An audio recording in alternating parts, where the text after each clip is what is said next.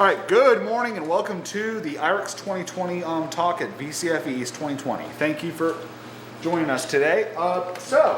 Today I'm going to be talking about Silicon Graphics IRIX along with my colleague here, Anthony Bolan. He's going to wave into the camera. Hello. There. And so let me just go ahead and go over a brief primer about what Silicon Graphics and IRIX were really about. IRIX is a derivative of Unix System 5.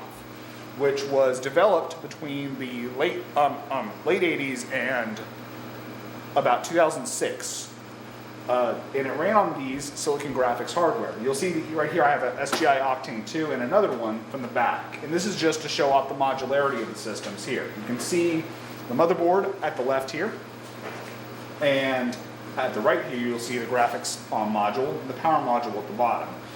These were designed so that they could be easily upgraded and used over a long period of time. And indeed, Pixar, in fact, used these machines for a very long period of time in the animation departments of their 3D graphics and such. The Octane 2, in particular, is kind of one of the most popular machines that's kind of still relatively well used in niche applications and such. Over here, you'll see the monitor, the monitor. Sorry, we're having... All right, so over here at the monitor, you'll see that this has an About the System page right here. It has the graphics controls over here and the system console, which displays warnings and such. This is just to demonstrate how the system is set up. This system is running dual MIPS of our 14,000 processors at 600 megahertz with 4 gigs of RAM and a V12 graphics card. Yes, they were named after the types of car engines you had. Yeah, this was about as capable as most SGIs came at the top end of it. And, well, the V12 in particular kind of is very similar to a GeForce 2 MX, so something similar to like the original Xbox or like an early 2000s PC with really high-end CPU and such. Of course, most machines at that time did not have 4 gigs of RAM, so that's something to take into consideration. These were high-end graphics and rendering systems. They were not, your gaming systems. So the answer is, can it run Crysis? Technically, it probably could, but Crysis never really ran on these systems. And yes, you'll see by my shirt here that I have a Nintendo 64 shirt on. The Nintendo 64 is probably the most famous and widespread piece of SGI hardware out there because they had a huge hand in designing not only the hardware of the machine, but the software as well, as pretty much everything that the early titles used was based on, Super Mario 64 or like that. It's all incredibly heavily tied to SGI developed libraries and microcode and other things. Anyways, that kind of gives you a primer about what we're about. I'm going to turn this now over to Anthony here, who's going to show off an impressive array of systems that we have prepared for you today. Indeed. So you guys can probably only see, oh no, hey, I am in frame. Perfect. Hello everyone. Again, my name is Anthony Bolan, also known as Kaigen Online on the IRIX network, which is a forum that Kaz and I are administrators of. So the first system we're going to be discussing here today, which actually is now showing a very pretty screensaver, is the SGI-02. And so it's this little box here, this kind of greenish blue machine here. Was released in 1996. And this one is running this is a MIPS R10000 300 megahertz processor. It has a full gigabyte of RAM in it. And it uses what's known as the CRM graphics. It's integrated into the system itself, and it's actually the only SGI system to have that integrated graphics and to not be able to come without another graphics option or to have that upgraded in some way. It also uses what's called the unified memory architecture. So basically every component on these systems can directly talk to one another. They can go point to point. The memory is all unified between the CPU, the graphics, all those components. And so there's a number of cool things that you can do with this. The O2s were originally designed with a very heavy focus on multimedia, including audio and video. And so, if we come over here, we have a couple of things that we can show you. For example, we have a couple of demos running over here. This is showing off some of the texture capabilities of the system. Texturing this cube with full transparency, showing it spinning. This is the Ideas in Motion demo, very famous SGI demo from some of the earlier days. Just have that there, just because it's a nice, cool little effect. And then we have this little camera sitting up here on the top. That's the rather famous O2 cam. Yep. also known as the Moose Cam, as Cass pointed out. Thank you. And so it actually has a pretty good resolution there. We're looking at around 800 by 600. It's stretched from that slightly. You can see our wonderful, helpful cameraman here. And so it can do texturing with any of those graphics in there in real time as well. And we've got this video feed coming in, and also over here from that Nintendo 64 on the other table, we have just some of the gameplay of the opening of The Legend of Zelda: Ocarina of Time, showing off that the system is capable of doing multiple video feeds, simultaneously sending them out to different devices for different purposes. It can also make changes to these video feeds in real time, such as doing additive effects, such as, like, say, a blur or a sharpen, other similar things like that as well. And then also, to show off some of the additional capabilities of the machine, I'm actually going to shut this stuff down real quick. And we're going to load up one of the games that actually has been ported over to IRIX and was, a rather famous company known as id Software, which you may have heard of in the past. This, if it'll load for me, is Quake. The demo gods are giving me a slight problem here, so give me one moment, and maybe while we're waiting on that, you can show off more of that shiny, shiny Zelda. This should only take a moment. We'll get those guys started up too to show off our second system. My apologies on this, but we have the wonderful IRIX login screen here, although without the visual effects, just username and password here. We'll get this going real quick. Sorry about that, guys.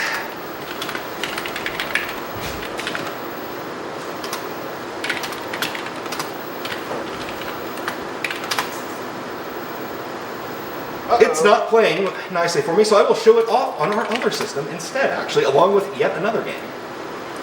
So we'll power that off, wait for this guy to start up here. I don't know if there's anything you'd want to add for a moment here, Kaz, while I'm finishing this up. Certainly. So I will talk a little bit about this system in particular. This is the Silicon Graphics Onyx IV. This is kind of the penultimate system that SGI released that was powered by MIPS processors, so to speak. This was released in parallel with the Tesoro, the late era fuels, and a bunch of other things as well. But this in particular is a prototype system here at the top that's hooked into it. So the graphic system for this doesn't actually use SGI branded graphics. Instead, you're using the Ultimate Vision system, which is basically a very modified form of the ATI FireGL series, from what I understand.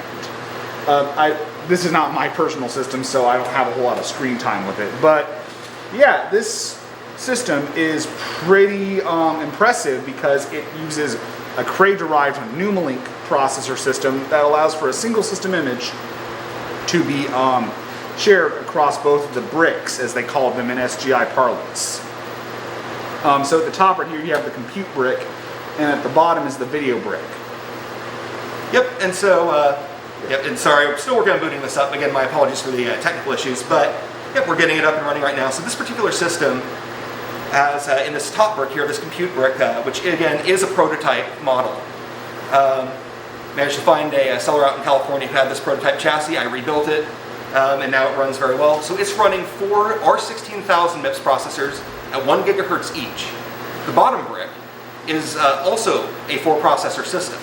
And so it has 4 of those same R16000 processors running at 800 megahertz. And they're all tied together. The system is capable of sending out tasks to any component of memory, any of these CPUs, at any time. Sorry, just working on getting this booted up. It's a pretty low latency system. It is. The bandwidth on the Numalink connection on this, which is known as Numalink 3, is somewhere around the order of 2.1 gigabytes per second. Yep. Capable, it does that as a pair of unidirectional links that go back and forth. In this case, there's a single cable that connects the systems. Later ones, such as the Itanium-based Ultix series, use a number of these cables together in a Numalink 4 architecture to double that bandwidth and provide for very fast data transfer for things like, say, molecular computations for designing new pharmaceuticals, things of that nature. Or they were also used very heavily by, say, the petroleum industry for doing designs for everything from oil wells themselves to plotting out large data sets. Certainly. Looks like we're almost ready. Again, my apologies on that. The monitor's not on. It's still booting. Okay, just wanted to let you know. Gotcha. So, as far as Yeah, so as far as SGI goes, it has a long history of being involved in HPC, scientific, military, pretty much all of those sorts of things. And that's why we at IRIX Network try to keep this alive as much as possible. And that's also why we are actually working, and you'll probably see if we still have time at the end of it, you'll see our, we have a forum that has a classic mode for it that allows for the older browsers that these systems can run to access and read posts, create posts, read PMs, reply to PMs, that sort of thing.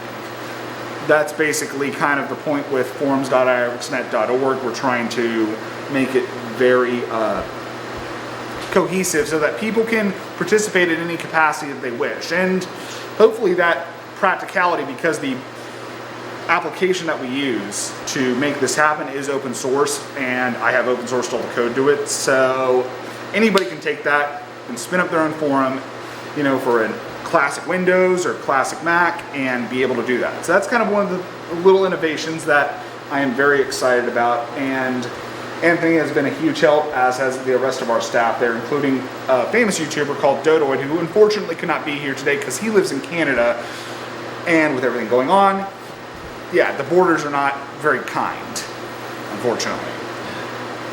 Yep, we are almost there again. My apologies for technical difficulties, folks, but system is, as it says here, the system is coming up. Unfortunately, it's not possible for us to run all of them at the same time due to circuit breaker and power draw. Yeah, we actually tripped a breaker right before this. Yeah, being that these are in fact server class systems, they are designed normally to be in a rack, although this basic configuration, which was actually known as the power configuration, was set up to be able to handle, and we actually should be able, if I power this on, to get a strain.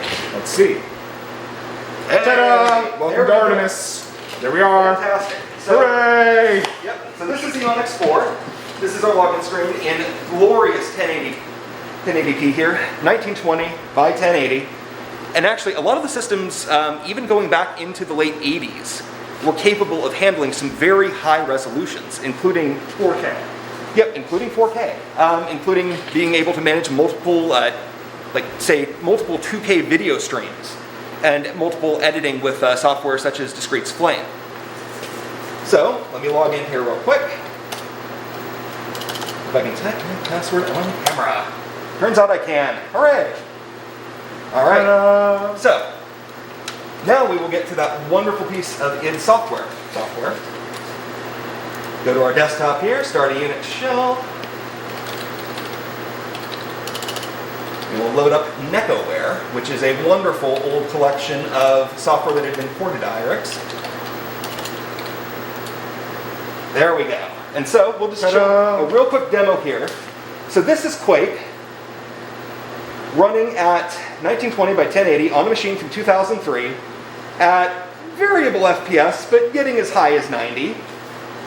So, it does pretty well. I was hoping to show it off on the O2 here as well, which can handle it very well at about 1024 by 768 at around 75 hertz at a similar frame rate. And again, that's from a system that came out right around the same time that Quake did, when most people would have been playing this at a resolution of somewhere like, say, 320 by 240, maybe 640 by 480. And so it was only quite some time after that these systems were available and capable, on the PC side to do this. The original processor that came with the O2, which was an R5000, 180 megahertz, was said to be about 10 times as powerful or fast for integer operations as the Pentium Pro at the time. So, very expensive though too. That base configuration that was that fast would have cost you $7,500 in 1995. This Onyx IV configuration, the base version of it started at $45,000 on release. As I have it spec'd here, it would have been well over twice that. This Octane over here would have cost about 90 grand at its top end, actually, because it has the top level processors and such. This one over here would have been more of a moderately priced configuration because it doesn't have a V Pro. It has a SI graphics system on it. Probably closer to something like 30 to 25,000 if you're lucky, depending upon what you would what type of discounts you would get from your distributor and such. It's unfortunate that we don't have those types of relationships anymore, with our businesses and such. All right, we'll go ahead and pull out of Quake here and show you a rather fun little piece of software that was recently ported, actually by one of the members of our forums. Assuming, again, that I can type directories today. There we go. This is GemRB, which is an open source engine, and yeah, we'll have to zoom in on this because unfortunately the game only does display at 640 by 480. I'll try to center it here and show off a little bit of the background piece here. So GemRB is an open source engine designed to run the old Infinity Engine games that were made by Black Isle and BioWare, such as Baldur's Gate, Icewind Dale, Planescape Torment, and games of that nature. So this is my own personal copy of the discs that I ripped over to this thing. And yes, I do still have all 6 of them. So we'll load the save here real quick from the expansion, because it's a nice way just to kind of get into the game and show things off a little bit. It gives us a little bit of introductory text, which goes very slowly, so we won't worry about that here. But there's our group of adventurers. And as you can see here, we're running, it shows at about 25, 26 frames per second, which for Baldur's Gate is entirely normal. That's what it should be running at.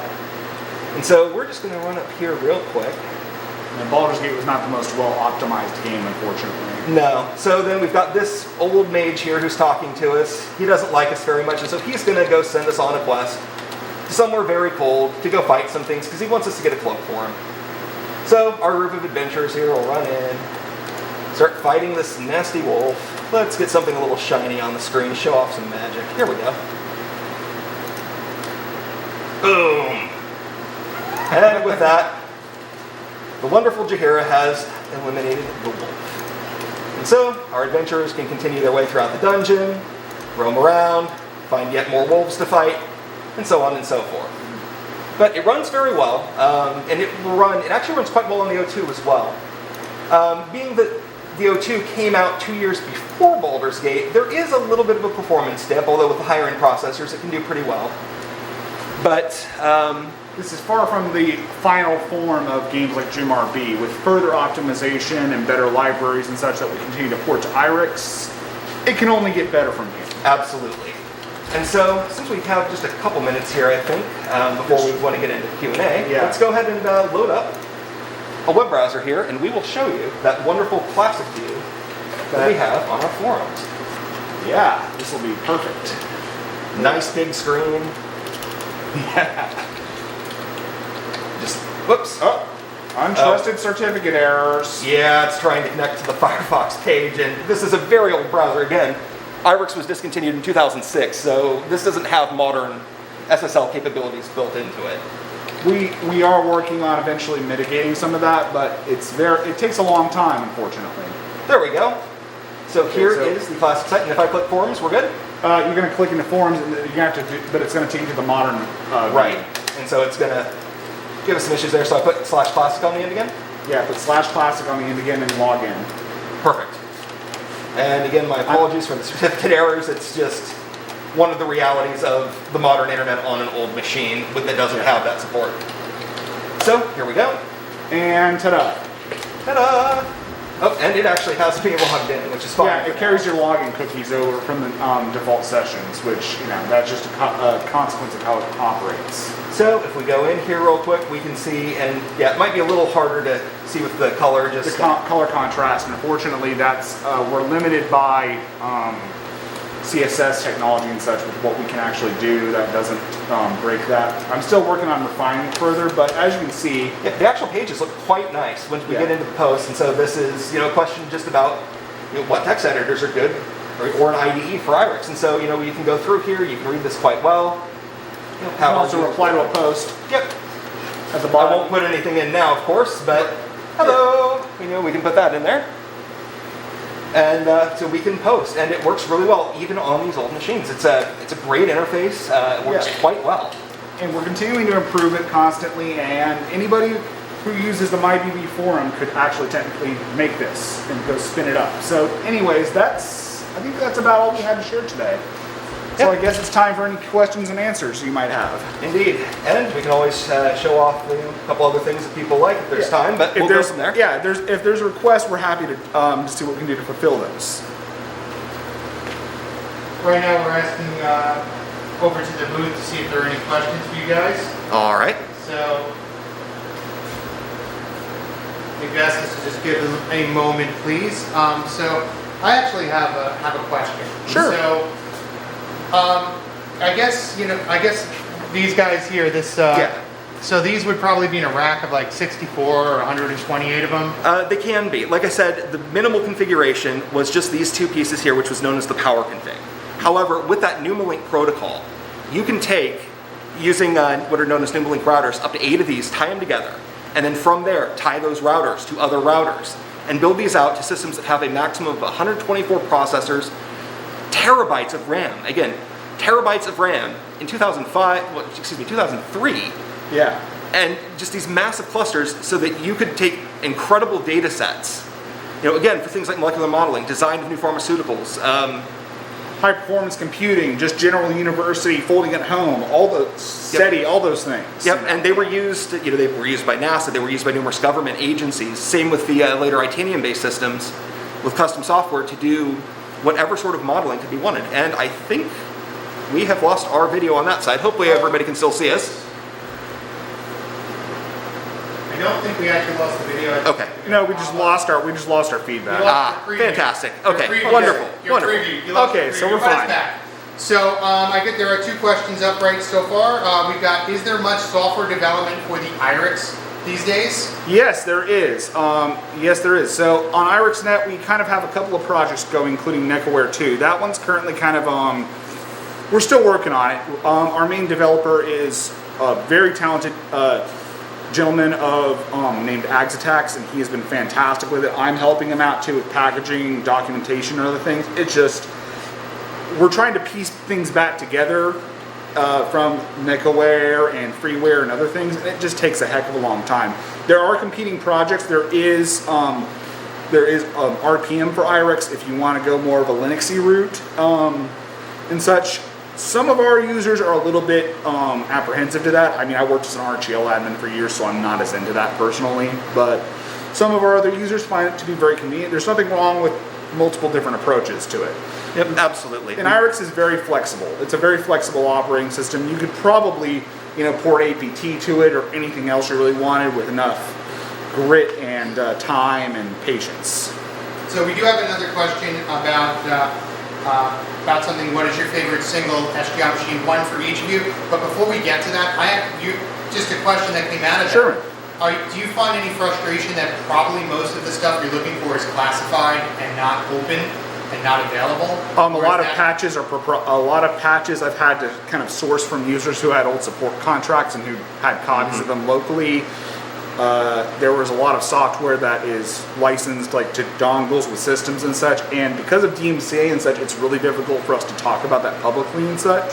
Okay. But, it's just, we're trying the best we can to build out the most complete documentation, the most complete collection of software that we can. I do host some non-free software that's abandonware mostly and such like that.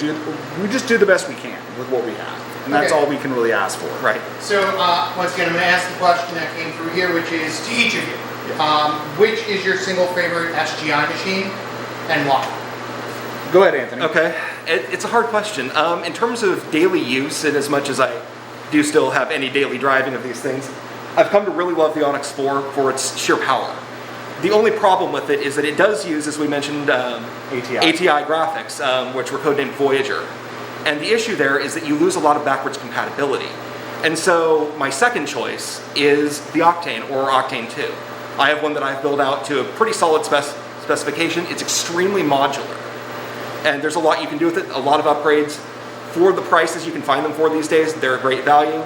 Although I actually also bought the O2 because I feel like it's a great starter machine too. You can get a lot of power out of it. It's not quite as performative as something like an Octane, but it also weighs less than half. It takes up less desk space. If you want something good to start with, that's going to give you some performance, might be a little faster than an older machine, it's a great choice. We should probably mention plastics and those things are more brittle than balsa wood. That is one other thing to be aware of just on these machines, and I can't really show off the back of it right now because it's all plugged in, but there is a little bit of damage there. I've super glued a few things. Yeah. These things break in shipping, so if you can find one locally, go for that. Otherwise, work Make sure you with... seatbelt it into your car. Yes, that is in fact It's what like, I did. it's just like a baby. It's just like a baby. You have Little- to you have to treat it like a baby. Little bouncing baby O2. But in that same sort of vein, just make sure you work with anyone you'd be buying one from who may be across the country. Make sure that they pack it well. There are sellers out there that may have some of these systems out there, both recyclers who receive these over time, as well as individuals such as Ian Mapleson out of the UK, Harry Goldschul, and Doug Mashik here in the US, that still sell parts for the few people that still use these systems in production, and also sell to hobbyists. They're great people to buy from.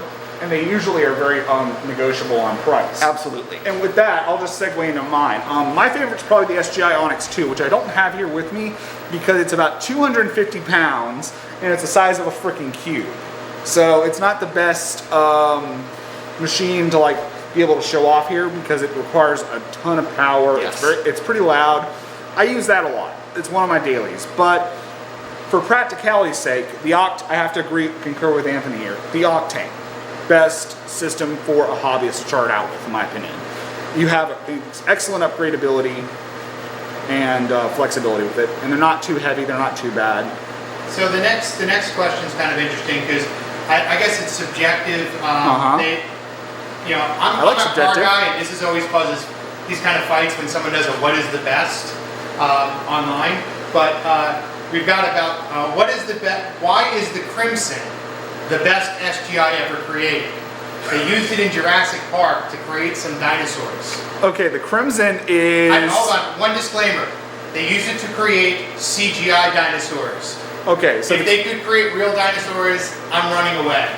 Okay. Building a better dinosaur. I'm trying to get the light off of it. SGI trading card from '93 after the Crimson and the use in Jurassic Park. Okay, so... Yeah, the Crimson is not the best SGI. I've actually never seen one with my own eyes, to be honest. They are that rare. They're very tall. They're very heavy. They also only have one R4000 processor in them. They're not a multi-processing machine. And the only real killer app for them is the Reality Engine boards. And those things are not only rare, but heavy, loud, and unreliable. Although we have one gentleman on our forum who's been searching for a replacement Reality Engine board for 8 years. 8 freaking years. That's a long time. I will add though that I have seen one in person. There was a recycler in Rhode Island I helped do some appraisals for. They had one that was actually part of a U.S. Merchant Marine and Coast Guard naval simulation. It actually was one of the original machines, so I powered it on, booted up, straight into IRIX, worked great. So it was surprisingly reliable. But what's best about the Crimson is that every time you're near it, you just want to start singing the Jurassic Park theme. That's what's great about the Crimson. Well, if you want to see one, they actually have one in the museum out near Pittsburgh. In the large, I guess it's a large-scale museum. It's Wonderful. David Wires Museum. Cool. Yeah, we'll have to take a they look have at one that. you can see there. It's very cool. It looks like it's all made out of dinosaur bone. Anyway, I think that's it. Okay. We are good. Well, I'll hang around the Discord. If anybody has any questions, they can just ping k.kuroi. I'm in that. That's the username I'm using in there. So I want to thank you guys. It's been really informative. I didn't know very much about SGI, but I've learned a lot, and it's a pleasure. Yes. I didn't realize there was such a community for these machines because they were so expensive when they were new. And I honestly thought by this point, people, when they got rid of them, they just recycled them because they weren't kind of vintage. Unfortunately, I'm trying to rescue them as much as possible, but recyclers are a little cagey sometimes. It's really difficult to deal with them at times. They're really boneheaded a little bit, but that's not to say that I don't like recyclers. They're difficult to deal with. Yeah. They have a bottom line. They need to make money. They get paid by the pound for the metal and scrap. So you oftentimes have to pay a lot of money to get a machine out of their hands. Especially Crimson. Yeah, especially Crimson. Thank you guys. You're very welcome. Thank you so much for having us. Thank you, everybody. Bye.